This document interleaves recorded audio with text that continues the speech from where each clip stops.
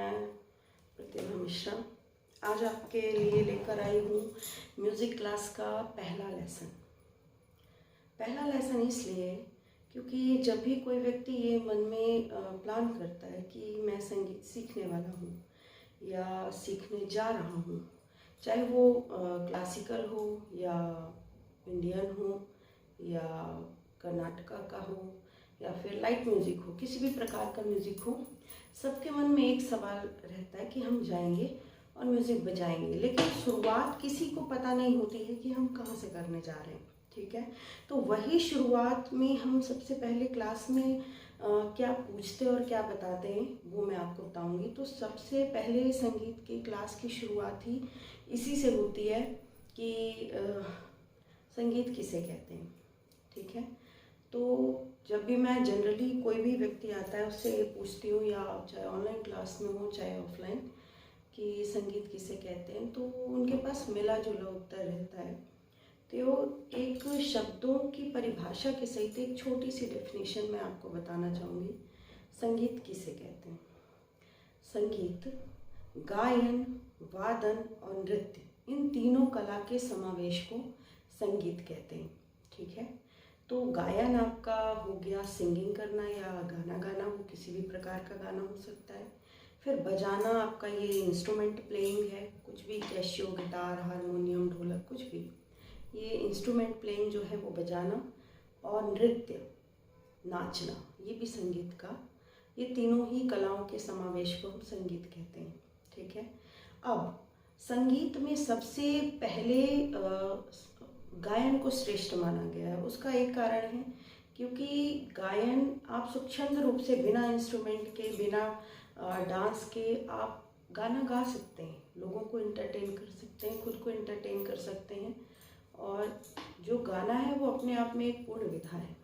ठीक है, हाँ, आपको इंस्ट्रूमेंट के लिए बहुत देर तक आप इंस्ट्रूमेंट भी बजा सकते हैं, लेकिन लोगों को सुनने के लिए उसे आपको तालबद्ध और रचनाबद्ध ज़रूर करना पड़ेगा। और डांस बिना इंस्ट्रूमेंट और बिना सॉन्ग के तो नहीं है संभव। आप ऐसे ही सोचो कि कहीं पर उठे और आपने ऐसे ऐसे नाचना शुरू कर दिया, तो वो आपको आनंदित नहीं करेगा, दूसरों को भी नहीं करेगा।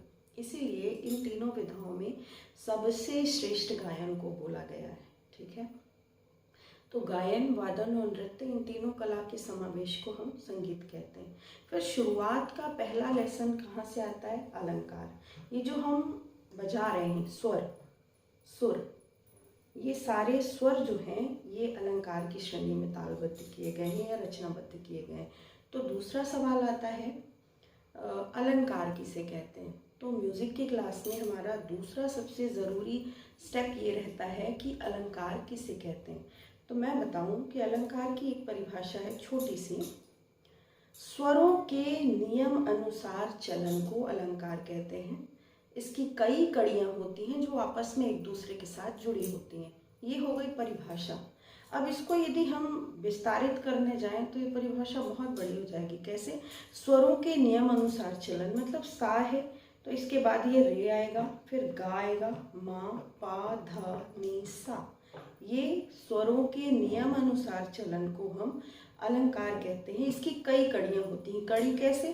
सा रे गा मा पा धा नी सा, सा नी धा पा मा गा रे सा। ठीक है, और जैसे दूसरी कड़ी, सा रे गा मा गा पा मा पा धा पा धा नी धा नी सा, सा नी धा रे धा पा मा पा मा गा रे सा। ठीक है, तो ये भी कड़ियाँ हैं। अनेकों कड़ियाँ हो सकती है, सैकड़ों हो सकती है। सा गा रे मा गा पा, ठीक है, ये भी एक कड़ी है। तो स्वरों के नियम अनुसार चलन को हम अलंकार कहते हैं। और अलंकारों की कई कड़ियाँ होती हैं जो आपस में एक दूसरे के साथ जुड़ी होती है। अब सबसे मेन बात आती है कि स्वर, ये हो गए हमारे स्वर। संगीत में मुख्य 7 ही स्वर हैं, लगभग सबको पता है, सा रे गा मा पा धा नी। ठीक है, लेकिन इन स्वरों के अतिरिक्त भी 5 स्वर होते हैं जो कोमल और तीव्र के रूप में होते हैं। तो 7 शुद्ध स्वर, सा रे गा मा पा धा नी, फिर 4 मतलब 5 विकृत, जिसमें विकृत मतलब वे स्वर जो अपने स्थान से चेंज हो जाते हैं, या तो आगे चले जाते हैं या तो पीछे चले जाते हैं, वो विकृत स्वरों की श्रेणी में आएंगे। जैसे कि सा रे रे गा मा मा, ठीक है। तो रे ग धानी ये स्वर ऐसे हैं जो अपने स्थान से एक स्थान पीछे चले जाते हैं। जैसे ये रे का सी शार्प स्केल में ये रे का स्थान है रे, तो इसके जस्ट पीछे वाली बटन ये आपकी कोमल रे होगी, ठीक है। फिर ऐसे गा, शुद्ध गा ये है तो कोमल गा ये होगा। फिर ये शुद्ध धा है तो कोमल धा ये होगा, शुद्ध नी ये है तो कोमल नी, एक स्टेप पीछे। और ऐसे ही माँ की इस पोजीशन ये है, अब ये एक स्टेप आगे चला गया तो ये तीव्र माँ है। तो इसकी भी परिभाषा कैसे है कि विकृत स्वर किसे कहते हैं। तो विकृत स्वर वे स्वर होते हैं जो अपने स्थान से खिसक कर आगे या पीछे चले जाते हैं। इसमें जो पीछे जाते हैं उन्हें हम कोमल स्वर कहते हैं, जो आगे जाते हैं उसे हम तीव्र कहते हैं। तो इस तरह 4 कोमल स्वर, 7 शुद्ध स्वर और 1 तीव्र स्वर मिलाकर कुल स्वर हो गए संगीत के 12। अब बचते हैं 2 स्वर सा और पा। ये नहीं होते हैं, मतलब ना आगे जाते हैं या पीछे रहते हैं, ये अपनी जगह पर ही बने रहते हैं, इसलिए इन्हें अचल स्वर भी कहा जाता है। अचल नाम से स्पष्ट है, जो चल ना सके। क्योंकि यदि आप सोचो कि हमने कहा कि नहीं भाई हम इनको चलाएंगे, तो ये पा, यदि हम इसको सोचें कि यदि पा एक आगे स्टेप जा सकता है क्या, यहाँ नहीं जा सकता, क्योंकि ये कोमल धा का स्थान है। अब ये पा आप सोचे कि पीछे जा सकता है क्या, नहीं जा सकता, क्योंकि ये तीव्र माँ का स्थान है। इसी तरह सा यदि आगे जाना चाहे तो ये कोमल रे का स्थान है, और यदि पीछे आना चाहे तो ये शुद्ध नी का स्थान है। अतः सा और पा संगीत के स्वरों में ऐसे 2 स्वर हैं जो ना तो आगे जाते हैं ना पीछे जाते हैं, अर्थात ये अचल रहते हैं, ठीक है। इनकी पोजीशन फिक्स रहती है। सा रे गा मा पा धा नी सा, ये हम शुद्ध स्वरों को बजाए, ठीक है। अब हम इसमें कोमल स्वर ऐड करते हैं। सा रे गा मा पा धा नी सा, फर्क है। यही फर्क एक स्वर और दूसरे स्वर में भी है। जितना महत्व का शुद्ध स्वर है उतना ही महत्व का कोमल स्वर भी है, उतना ही महत्व का तीव्र स्वर भी है, ठीक है। तो ये 12 स्वरों के बीच का ही सारा खेल है। इसी में हजारों लाखों करोड़ों सॉन्ग्स जो बने हैं, चाहे वो इंडियन हो वेस्टर्न हो, जहाँ कर भी हो, यहीं पर हैं, ठीक है। तो आपको संगीत सीखने के लिए सबसे पहले संगीत, अलंकार, स्वर कौन से होते हैं, कौन से विकृत हैं, कौन से तीव्र हैं, कौन से अचल हैं, ये जानकारी होना बहुत ज़रूरी होती है। तो पहली क्लास में हम जनरली यही सब सिखाते हैं बच्चों को, और अलंकार स्टेप वाइज, जैसे शुरू में हमने सारे गा मा पा धा नी सा सिखाया, फिर उसी को हमने डबल करा सा सा रे रे गा गा मा मा। इससे क्या होता है कि अभी चूँकि कोई भी नया सीखने आ रहा है तो उसे ना तो फिंगर सेट है, ना तो पता है कि कौन सी बटन दबानी है, तो इन रियाज से उसे ये पता चल जाएगा कि कौन सी बटन हमें प्ले करनी है। तो संगीत के लिए सबसे ज़रूरी चीज़ यही है, क्योंकि ये शुरुआती लक्षण है। अब इसके बाद सबसे ज़रूरी ये है कि हम किस स्वर को सा माने, है ना। सा सा सा, ये सारे स्वर सा है। यहाँ से लेकर यहाँ तक जितने भी आपको स्वर हारमोनियम में मिल रहे हैं, ये सारे सा ही हैं। पीछे कीबोर्ड में भी जितने स्वर हैं ये सारे सा हैं। आपने किसको सा माना है, यदि हमने इसको सा माना है तो ये रे आएगा, ठीक है। यदि हमने इसे सा माना है तो ये रे होगा, यदि हमने इसे सा माना है सा तो ये रे होगा। मतलब किसी भी स्वर को, जिस स्वर को हम सा मान रहे हैं, बाकी के स्वरों की पोजीशन को वो सा डिसाइड करता है। अर्थात सा वो स्वर है, महत्वपूर्ण स्वर है, जो बाकी के शेष सभी स्वरों को स्थान प्रदान करता है, ठीक है। आप ऐसे उठाओगे कि मैं इसे पा बोलूँगा, पा नहीं आएगा, ये सारे सा हैं।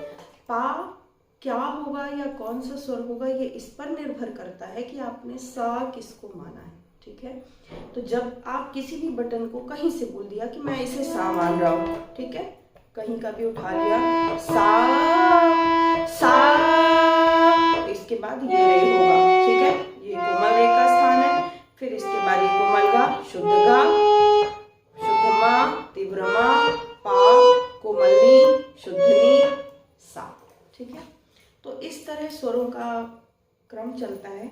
तो शुरुआती लेसन के लिए मैं आज ये पहली क्लास का वीडियो लेकर आई हूँ, क्योंकि जब भी लोग शुरू करते हैं म्यूज़िक, मैंने भी कभी शुरू किया था, तो मुझे भी लगता था कि ये बस बटन है, बहुत सारी चीज़ें नहीं पता था, क्योंकि सिर्फ ट्यूटोरियल देखकर आप ये चीज़ नहीं सीख सकते हो यदि आप थ्योरी नहीं सीखोगे।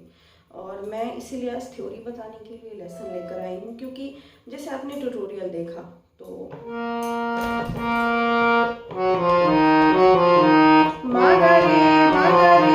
ठीक है, हमने यहाँ से बजा लिया, आपने नोटिस किया कि इन्होंने ये बटन दबा, अब हम इसे यहीं से बजा देंगे।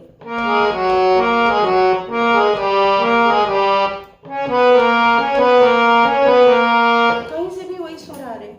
तो आपको ये चीज़ क्लियर होना चाहिए कि सिर्फ ये बटन्स नहीं है, ये स्वर हैं। इनके बीच में कई बार होगा कि उसने रे बोला पर रे कोमल बजा दिया, आप शुद्ध को टच कर रहे हैं, दोनों की वॉइस में फ़र्क है, फ्रीक्वेंसी में फ़र्क है, तो आप समझ नहीं पाओगे।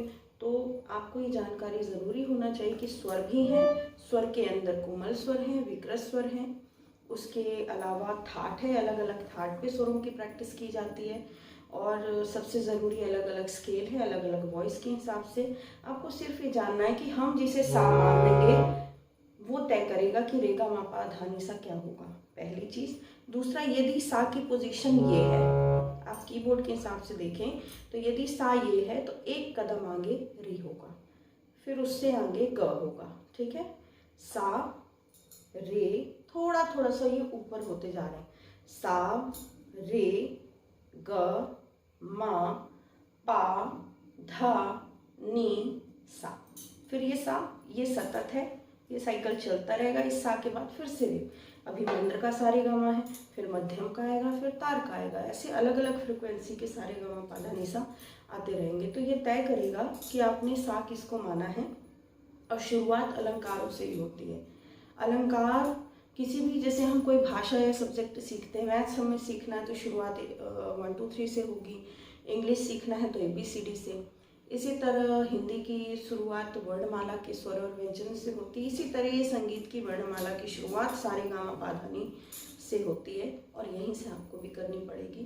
तो इसी तरह बने रहिए, ये डे फर्स्ट की क्लास है, मैंने अपने वीडियो पर अलंकारों की भी सीरीज़ पूरी डाली हुई है। तो जो लोग भी एकदम बेसिक से